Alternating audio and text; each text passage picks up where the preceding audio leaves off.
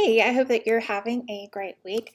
I'm a little late today. I had to reset everything with eCam and all of that stuff. Do you ever have those days where you feel like everything is harder than it's supposed to be?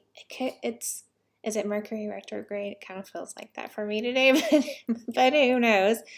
So, and I also scheduled the wrong topic for today, but I thought, you know what? We'll just go with what the topic is supposed to be because I really wanted to share more tapping with you all. This is something that I've actually been, or well, I do it pretty regularly, but I've tried to make sure that I do this even more often. I'm trying to get my phone to go on sleep. It's just not wanting to do it. Okay. Because I find it so helpful, and I've shared it with all of my family because it is such an easy thing to do. You can do it anytime. It is extremely effective.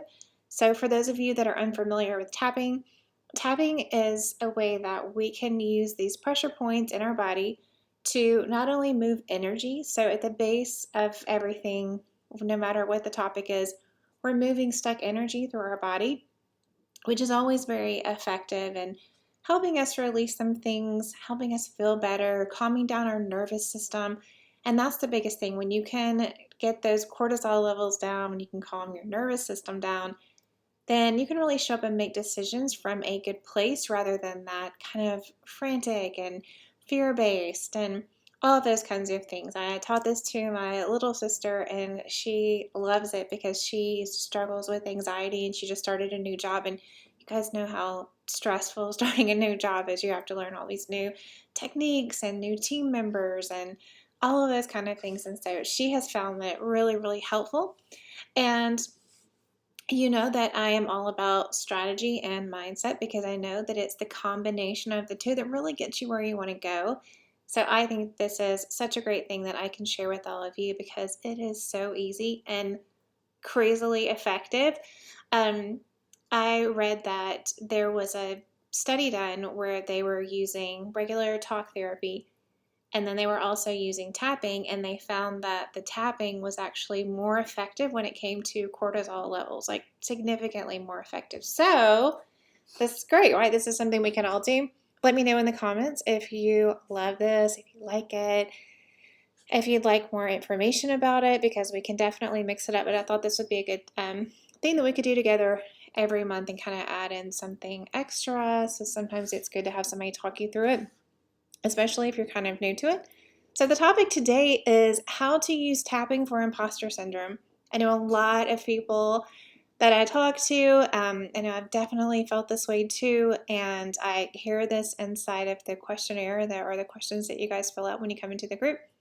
That imposter syndrome is big, and I think that this all gets us sometimes, at least, no matter how confident you are, no matter how experienced you are, because we're always going to have our ego pop in and be like, oh, hold up, don't get too big. Let's, don't put yourself out there. Whenever we're going to try to get to some new level by either a small action or big action, when we're planning big things, these come up, and imposter syndrome is an easy one, right? Because our inner mean girl is like, you don't know enough, you don't do enough, and just really tries to talk you out of it to keep you safe, right? So imposter syndrome, completely normal. If you have ever felt this way too, that you're not experienced enough, if you're comparing yourself, like comparisonitis, if you're comparing yourself to someone else, then I know that you also know what this feels like, and it doesn't feel good. So, as long as we're going to compare ourselves to others, we're going to stop ourselves from taking the actions that we need to take to get the results that we really want. This is a perfect example of how mindset can completely be a game changer for you because, at the very base of it, besides the energy and attraction and all that kind of stuff, at the very base of it, you're just not taking the right action. Okay, so imposter syndrome is what we're going to work on today. And again, if you're new to tapping, it's very, very simple. We have a few points that we run through. We're going to tap 5 to 7 times on each one of these points. We're going to start off thinking about the negative. And if you think about we're just like an ugly cry, like we just let all the garbage out, any kind of negative thing you're thinking as I'm talking you through, definitely just say whatever feels right for you because I'm just creating the space for it, but this is definitely all for you. You can tap as much or as little as you want to. You can tap it as often as you want to, but we'll do 5 to 7 times on each point. And the only other thing you need to know is you need to gauge. So if you can take yourself, since we picked a specific topic, take yourself into a time where you felt like an imposter. Or think about that big thing that you want to do and that feeling of comparing yourself to someone else, of second guessing yourself. Take yourself back into that moment and that feeling. Feel that feeling, see what you see, hear what you hear, and really get into the moment. And I want you to gauge yourself on a scale of 1 to 10. Basically, how shitty you feel. So, how bad does this feeling feel for you? And then at the end, you want to ask yourself again, well, on a scale from 1 to 10, like how much do I feel like an imposter? And the goal is really to get to a neutral spot. Most of the time, I find that I feel much better than that. But you at least want to get to a place where you don't feel charged. So that would be like, well, I still feel kind of scared to do this thing, but I'm going to do it anyway, rather than feeling paralyzed. I think is what a 10 feels like. 1 feels like, imposter, what? I got this, right? So that's the only other thing you need to know. The points are going to be here on the hand. So like a karate chop, and just do it with these 2 fingers. And this is where we're going to start when we're identifying the feeling that we have. We're honoring that feeling that we have. And then we're going to push all that emotion up so that we can move it. And that's when we start our series, which is top of the head, 1 hand, 2 hands, doesn't matter. This part of the eye, outside of the eye, so inside of the eye, outside of the eye, under the nose, the chin. The next part is going to be like if you feel your shoulder, your collarbone here, right underneath it, there's like a dip and then there's kind of a hard spot. You want to tap on the hard spot.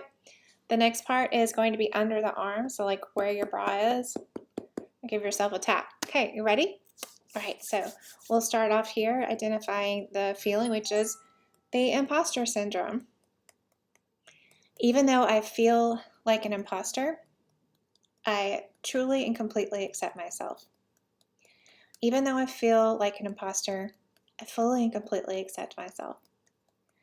Even though I feel like an imposter, I fully and completely accept myself. I'm scared that I don't know enough. I'm scared that I don't do enough. I worry that people are going to judge me. I'm worried that I don't have enough experience. I'm worried that I'll fail.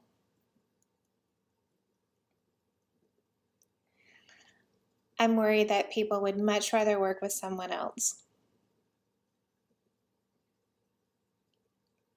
I'm worried that I just don't have the education.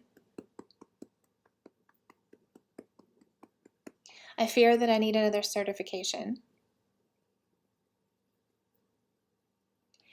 I fear that I'm going to let people down. I'm scared that I won't be able to get people the results that I promised them. I worry that people are going to think, what is she doing? I'm afraid that if I get clients, I'm going to let them down. And I'm also afraid that I won't get any clients and I'll feel like a failure.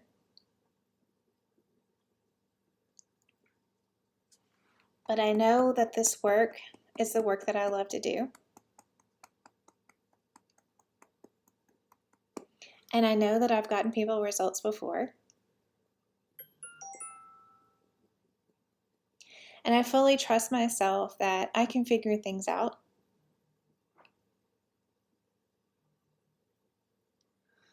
And I trust that I can communicate well with clients if any conflict comes up.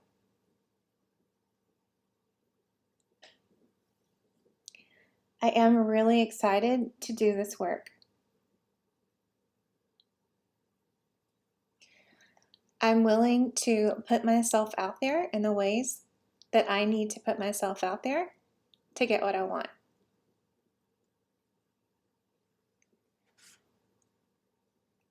My desire is bigger than my fear. And I'm willing to be uncomfortable because I know that I can do hard things.